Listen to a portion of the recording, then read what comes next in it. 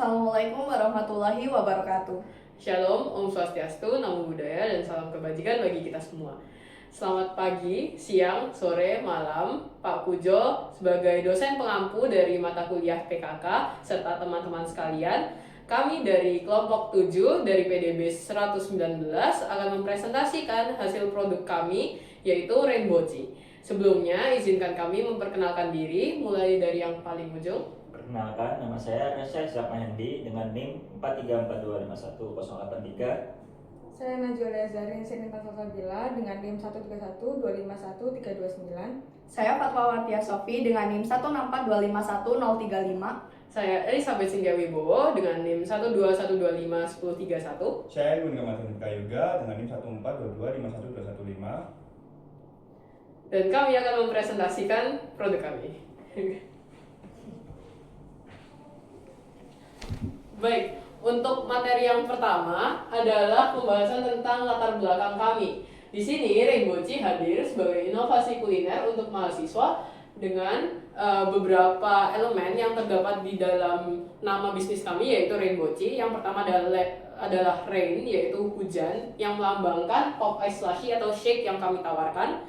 Yang kedua adalah rainbow dan mochi, yaitu mochi yang berwarna-warni dan juga terdapat elemen cloud atau awan yang menggambarkan mochi itu sendiri yang sebagai awan dari minuman kami.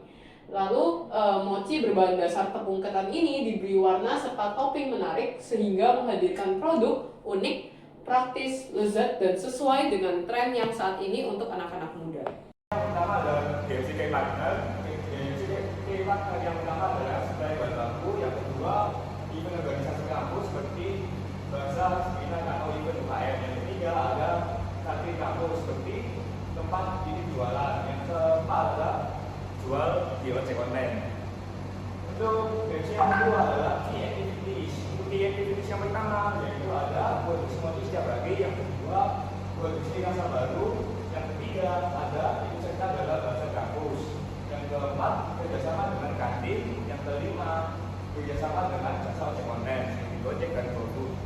Yang ketiga ada resipi resource-nya. Untuk yang pertama adalah bahan baku seperti tepung, ketan, tepung maizena, gula, pop ice, dan susu dan lainnya yaitu Oreo.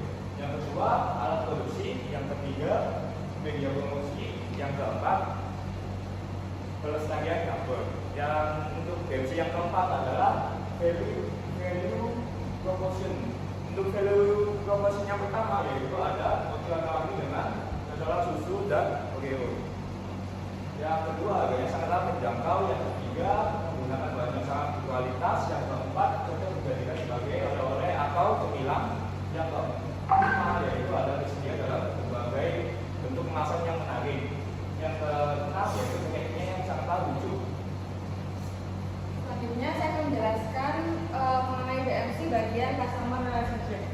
Untuk menjaga hubungan dengan pelanggan, Rainbow Tea berfokus pada pelayanan cepat dan mudah, terutama di area kampus. Kami juga menyediakan sarana pemasaran seperti jasa dijual di kantin atau misalnya lewat bersama melalui bazar, serta memberikan promo atau diskon bagi pembelian dengan jumlah banyak untuk menjaga loyalitas pelanggan. Selanjutnya tentang channel, Rainbow Tea menggunakan beberapa saluran penjualan, yaitu penjualan langsung di kampus, penitipan di kantin, serta bazar dan event kampus. Selain itu kami juga memanfaatkan media sosial dan platform online seperti Instagram, ShopeeFood, GoFood, dan WhatsApp untuk menjangkau lebih banyak konsumen. Selanjutnya mengenai customer segment, target utama kami adalah mahasiswa Universitas Airlangga, terutama yang mencari jam yang unik dan menarik. Selain itu kami juga menyasar pelajar dan anak muda di sekitar kampus, serta konsumen umum yang menyukai camilan warna-warni dengan penampilan lucu dan menarik. Tentang revenue stream-nya, sumber pendapatan utama Rainbow Tea berasal dari penjualan box, penjualan bahan mochi, penjualan lewat event atau bazar, serta order snack box untuk acara seperti ulang tahun, rapat, dan arisan. Yang terakhir, cost structure itu komponen biaya utama dalam bisnis ini meliputi biaya bahan baku seperti tepung maizena, gula, susu, pop ice, dan Oreo. Selain itu juga ada biaya packaging, biaya operasional seperti gas dan transportasi, serta biaya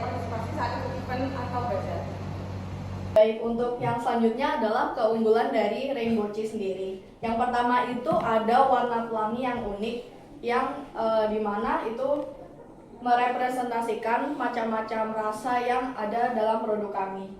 Lalu yang kedua itu ada teksturnya yang lembut dan rasa manis yang pas, yang sesuai dengan takaran kita untuk membuat Rainbow Chi. Lalu yang ketiga itu harganya yang terjangkau. Jadi comparison dari camilan yang ada di luar sana, Rainbow Chi itu harganya lumayan terjangkau. Lalu yang keempat ada cocok untuk semua kalangan. Jadi berapapun usianya itu pasti bisa menikmati Rainbow Chi. Lalu yang selanjutnya adalah target pasar. Untuk target pasar utama kami itu adalah pelajar dan mahasiswa, yang dimana kita itu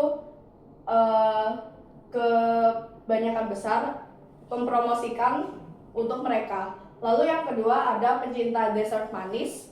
Lalu yang ketiga ada pengguna aktif Instagram atau TikTok atau sosial media lainnya. Ini saya akan membahas tentang SWOT-nya. Untuk SWOT pertama yaitu ada strains. Strain yang pertama itu adalah produk yang unik, seperti kombinasi mochi dengan pop es yang jarang ada di pasaran. Yang kedua adalah harga terjangkau untuk mahasiswa atau mahasiswi. Yang ketiga, praktis, mudah dibawa dan disimpan. Untuk SWOT yang kedua yaitu ada weakness. Untuk yang pertama yaitu mochi cepat keras dan harus dijual dengan kondisi yang fresh. Untuk yang kedua, tidak semua konsumen suka makanan yang manis. Untuk yang ketiga yaitu produksi membutuhkan ketelitian dan warna. Untuk SWOT yang ketiga yaitu ada opportunities. Yang pertama itu bisa dikembangkan menjadi varian rasa yang baru. Yang kedua, potensi viral di media sosial jika promosinya kreatif. Yang ketiga, tren cemilan lucu, estetik, dan kekinian sedang digemari oleh anak muda sekarang. Untuk SWOT yang terakhir yaitu ada treat. Untuk treat yang pertama itu banyak pesaing cemilan kekinian di sekitar kampus, terutama kampus B.